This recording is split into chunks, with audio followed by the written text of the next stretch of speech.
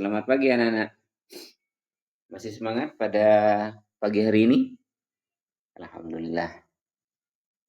Sudah masuk semua? Atau ada yang tidak masuk? 100% masuk semua ya? Ya.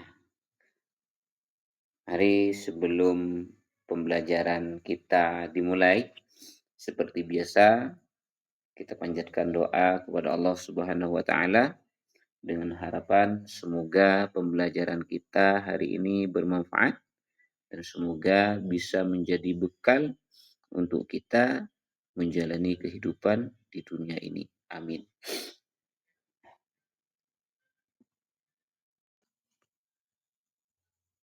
Ayo anak-anak kita lanjut dengan materi pada pagi hari ini, yaitu Al-Quran dan As-Sunnah sebagai pedoman hidup.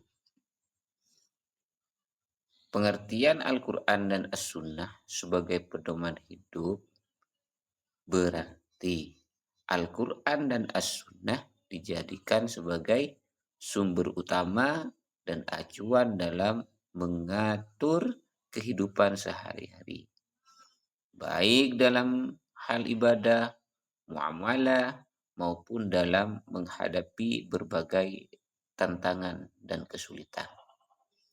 Sampai di sini, apa ada pertanyaan?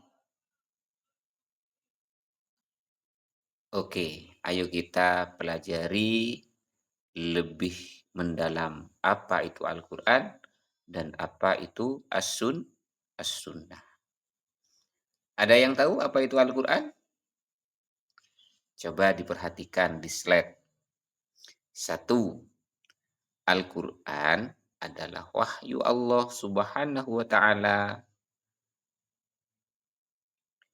yang berbahasa Arab dan juga sebagai mukjizat. Mukjizatnya siapa? Al-Quran. Mukjizatnya Nabi Muhammad yang disampaikan secara mutawatir, tertulis dalam mushaf, dan membacanya adalah ibadah, termasuk ibadah membaca Al-Quran. Tidak sama dengan membaca yang lain, seperti itu. Jadi, Al-Quran itu merupakan wahyu Allah yang diturunkan kepada Nabi Muhammad. Terus apa sunnah? Sunnah, nih poin yang kedua, sunnah adalah semua yang bersumber dari Nabi Muhammad SAW, baik perkataan, perbuatan, torik ini adalah perjalanan, tabiat atau kelakuan, budi pekerti atau perjalanan hidupnya Rasulullah Shallallahu Alaihi Wasallam. Itu yang dinamakan sunnah. Terus yang ketiga ada hadis. Hadis ialah perkataan, perbuatan, torik yang bersumber dari Nabi Muhammad Shallallahu Alaihi Wasallam. Namun ada sebagian ulama yang berpendapat as-sunnah dan al-hadis itu satu kesatuan atau sama halnya. Berarti hanya ada perbedaan bahasa as-sunnah dan al-hadis. Ini yang perbedaan antara ulama. Terus yang keempat yaitu al-khabar atau khobar. Khobar ini adalah suatu yang berasal atau disandarkan kepada Nabi Muhammad SAW dan selain Nabi. Ini disebut khobar. Terus yang kelima, ada juga yang namanya asar. Asar ini adalah sesuatu yang disandarkan sahabat dan tabi'in. Nah, ini adalah sesuatu yang disandarkan sahabat dan tabi'in. Disandarkan sahabat dan tabi'in gimana? Nah, jadi asar itu adalah perjalanan sebetulnya, perjalanannya sahabat dan tabi'in. Lah dari poin 2 sampai poin 5 ini dicakup sebagai as-sunnah. Jadi apa fungsinya sunnah ini? Fungsi sunnah adalah menetapkan dan memperkuat apa yang telah diterangkan di dalam Al-Quran, menafsirkan terhadap ayat-ayat yang masih mutlak, dan memberikan pengkhususan terhadap ayat-ayat yang masih umum. Memberikan kepastian hukum Islam yang tidak ada di dalam Al-Quran.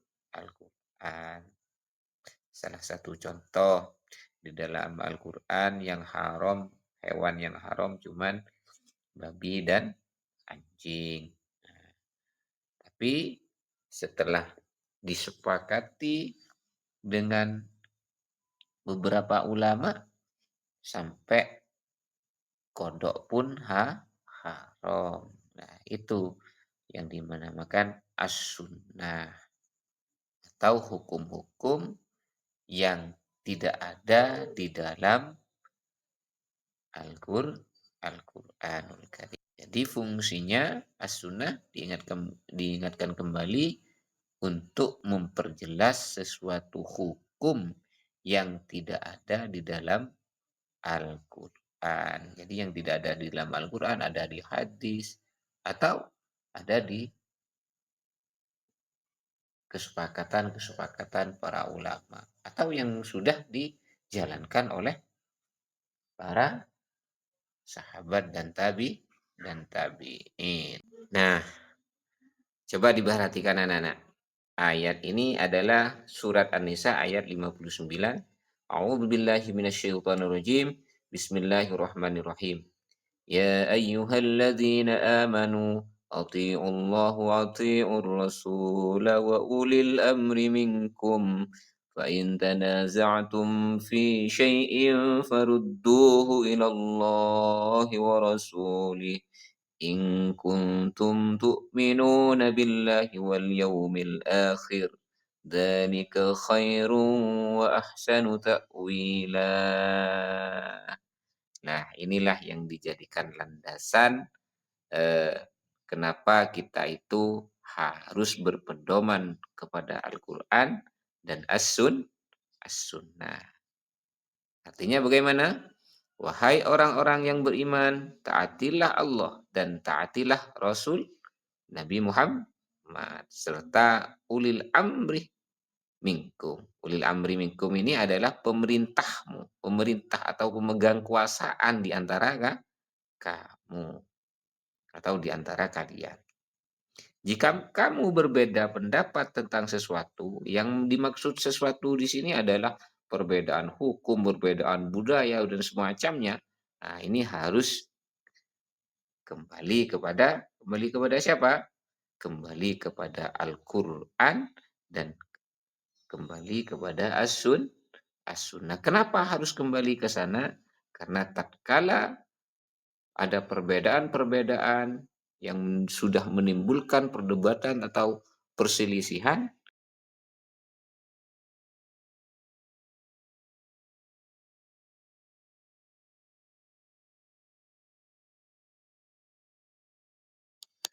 karena yang lain itu tidak hak yang maha benar, cuman Allah. Maka dari itu kita diwajibkan tatkala ada perselisihan dikembalikan kepada Al-Quran atau as-sunnah.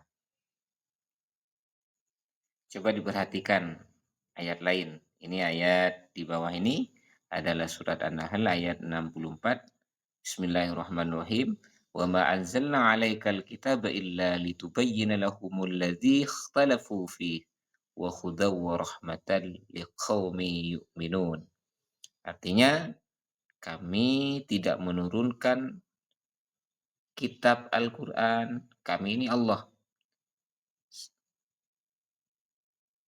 Saya seandainya tidak memakai bahasa kami, saya tidak menurunkan kitab Al-Quran ini kepadamu Muhammad, kecuali agar engkau menjelaskan kepada mereka apa yang mereka perselisihkan, serta menjadi petunjuk dan rahmat bagi kaum yang beriman. Nah, maka dari itu, kenapa yang di atas diperintahkan tatkala ada perselisihan di umat, maka diperintahkan untuk kembali kepada Al-Quran dan As-Sunnah.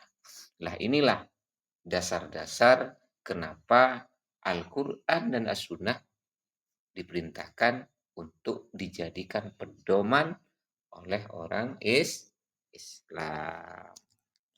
Sampai di sini apakah ada pertanyaan?